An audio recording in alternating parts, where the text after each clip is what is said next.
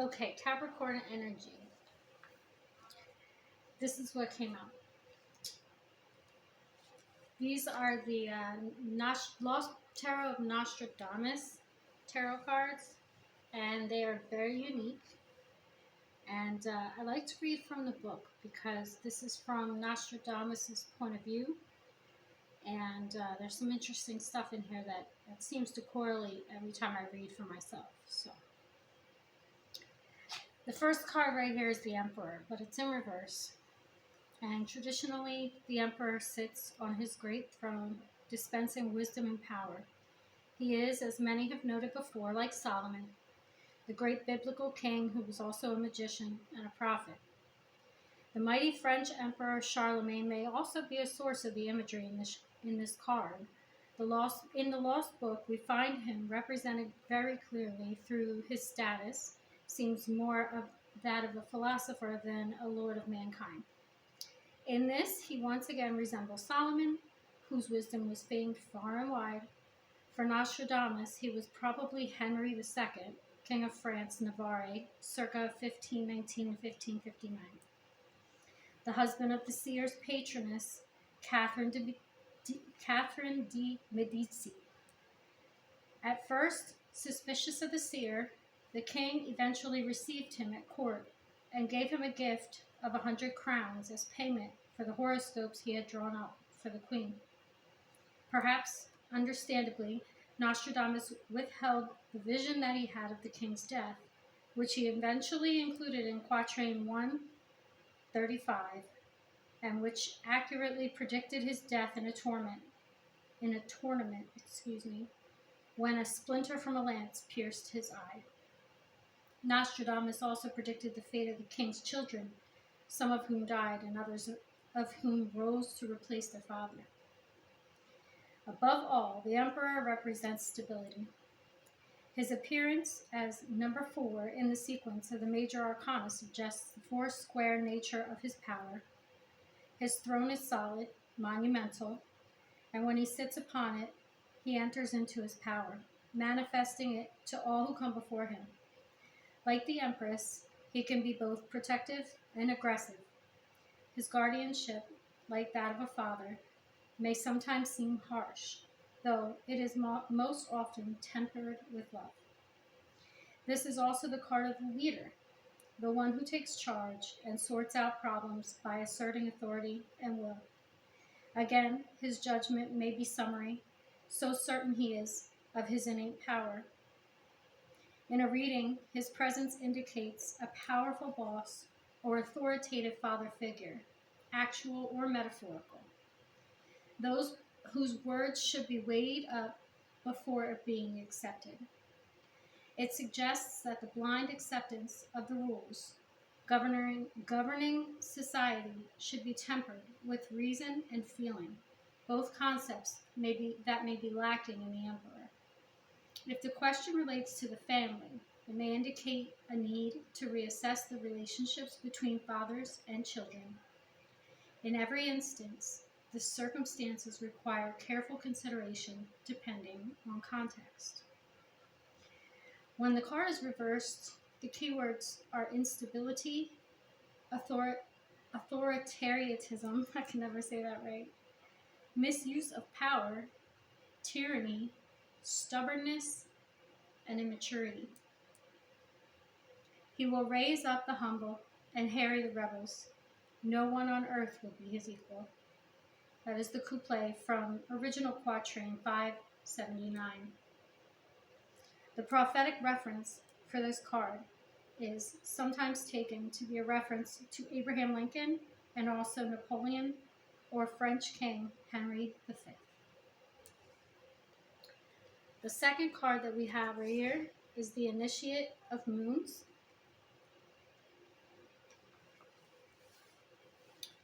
The Initiate of Moons is from couplet in the original Quatrain 431. The new philosopher of a single mind has already perceived the moon in the depths of the night on a high mountain. Johannes Kepler is the Initiate of Moons. born 1571, 5 years after the death of Nostradamus. He was a key figure in the development of astronomy. He worked closely with two other great men of that time, Galileo and Brahe, and together these three extended the understanding of the universe far beyond anything that had ever been known before. But Kepler mixed mysticism with science. He was an accomplished astrologer and a deeply religious man, much like Nostradamus, much like myself. I'm not a man, though.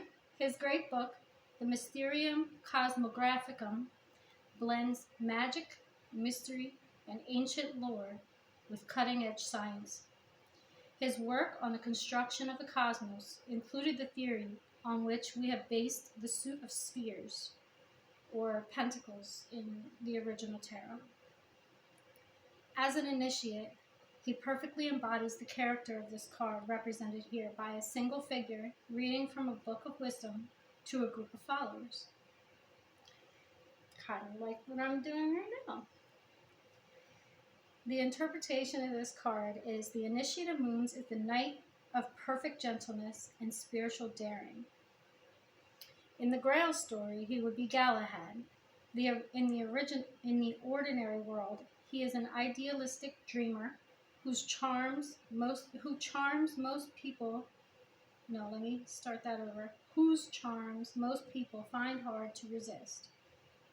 A sense of otherworldly glamour hangs about him, a secret knowledge hidden just below the surface. As a guide, he is second to none. As a friend, he is a rock upon which you may lay your head in rest in a time of need. Unfortunately, though, here, the initiate is in reverse, which means he is deceitful and seductive, a cheat and a trickster, who will lead you astray or encourage you to do the very thing you shouldn't.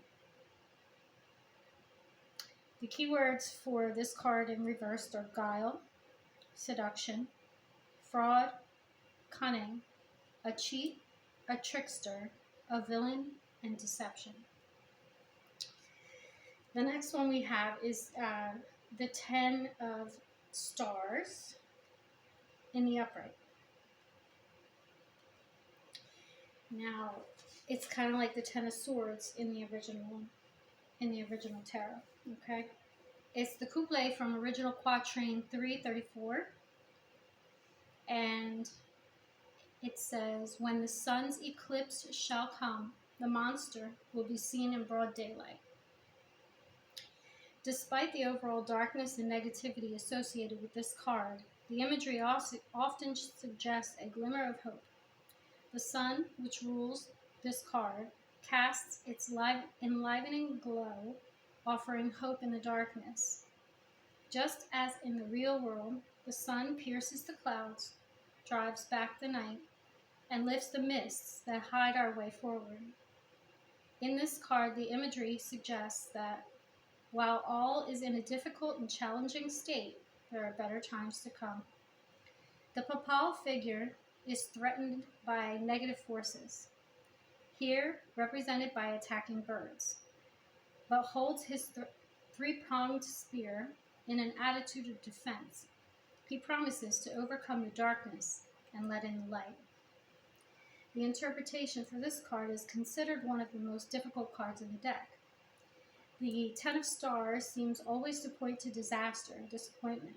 Thus, whatever the issue you are concerned with, the indication is that there will be aspects of misfortune and sadness involved. Fortunately, the grimmer aspects of this card can be mitigated by the rest of the reading. One interpretation suggests that the ending of a relationship that has been destructive, even though this wasn't previously recognized. The sense of ruin and pain can thus be a means towards freedom and a new beginning. It is not reversed, so I will not go through the reversal. Upright, the keywords are pain, ruin, sadness, desolation, tears, misfortune, disappointment, and exhaustion. The next card we have here is the Abbess of Stars in reverse. Let's see. The Abbess of Stars in reverse is from couplet number 35. The lady is greatly affected by death, mother and guardian to her departed bloodline. In the Court of Stars, the Abbess is queen. So she would be the Queen of Swords in the original tarot, sorry. Nostradamus' universal vision is embodied by the Abbess Hildegard of Bingen. In her time, circa 1098 to 1179, she was a teacher, a musician, and composer, an artist, and an expert doctor and herbalist, as well as a visionary whose perception equaled that of Nostradamus himself. He may well have known her writings. Born to a noble family, she was the youngest of 10 children and was very sickly from birth. Around the age of 14, she was given to the church and became a cloistered nun. She received visions from a very early age, which made her famous. By the time she was 40, she had begun to write books. She also painted extraordinary images to accompany her words, depicting herself as a figure and clothed in flames, a symbol of her radiant connection with God. Her music, radiant as her words, is filled with light, making her a very appropriate figure to represent the Queen of Stars. Now in this, the Queen of Stars is in reverse, and it says, the Abbess of Stars looks down from a starry vault. She can be a stern judge and a fierce critic, but her wisdom shines through everything she says or does, and as such, she is shrewd and perceptive. She is a shrewd and perceptive ally on the journey through her life. Her presence in a reading calls us to take stock of where we are and what we truly desire. Whatever we think we have asked, there may be a deeper meaning beneath the more superficial question. The key words for the reversal are barrenness, sorrow, loneliness, misjudgment, and an overcritical person. So from that, I get that there are a male and a female in reverse. One is an emperor that is a tyrant, and the other one is probably an air sign, but I could be wrong. Not wrong, but it could be something else. The Queen of Swords being in reverse, we know the traditional meaning is a not so nice person that uses their words and thoughts and plans and strategies to hurt people. So we have that. And it looks to me like it means that the Ten of Swords is upright, that they're done with their whatever they're doing. It's coming to an end, if it hasn't already. The initiate could be another person. It's kind of like the Knight of Cups, so it could be a water sign. And it looks like whatever situation that these people were trying to what's the word I'm looking for? I don't know, pull off, is coming to an end. I can try to get some signs. Got any signs, Spirit? Anything you want to put down on here? Alright. We got Pisces. And we've got the constellation Indus and the constellation Cygnus at the bottom of the deck. I would have to look up what Indus is. I'm not quite sure. Let's see.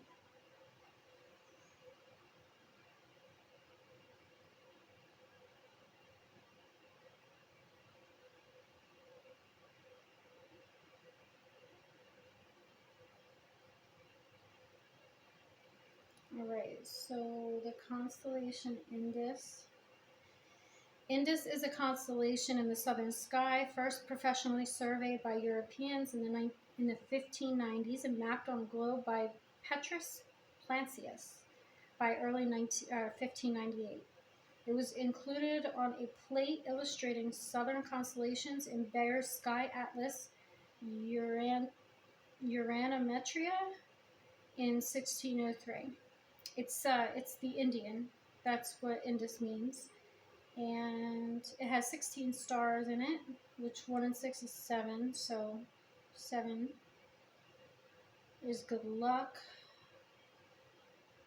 And the myth behind the Indus constellation is, there are no myths, okay.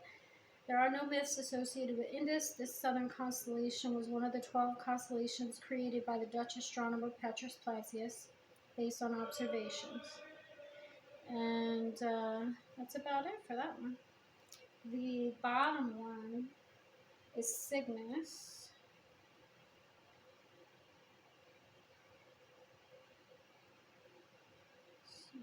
C-Y-G-N-U-S, okay. Cygnus is a northern constellation on the plane of the Milky Way, deriving its name from the Latinized Greek word for swan. Cygnus is one of the most recognizable constellations in the northern summer and autumn, and it features a prominent asterism known as the Northern Cross. Oh, that's fitting. Okay, so it's in the shape of a cross, and its name is Swan, so a swan could be significant. And the brightest star in it is Cygnus. The story behind it is Zeus was supposed to have placed the image of the swan in the heavens to commemorate the success of his trickery. Another myth, which may be represented by the constellation, is the story of Cygnus, son of Ares, who was transformed into a swan when he died. So we have trickery mentioned again, so that kind of, matches up to what all this was. And of course Zeus would be so gracious as to show himself in my first reading ever, which I'm grateful for.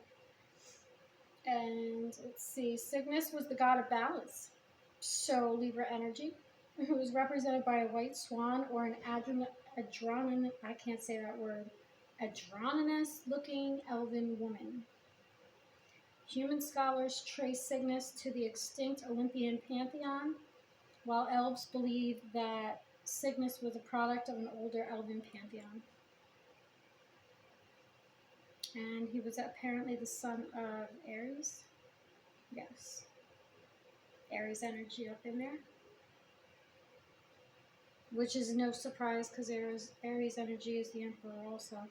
And I guess Cygnus would be matching to the swords, and Pisces would be matching to the initiate moons.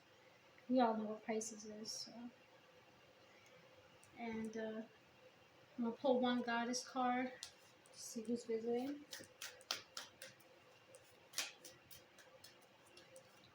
And this would be the advice on how to get out of this, or what to do.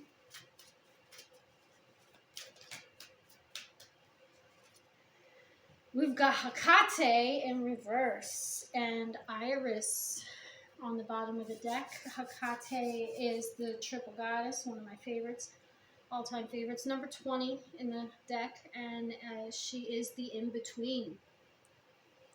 She is the in-between worlds, and she is in reverse. So let's see what that says.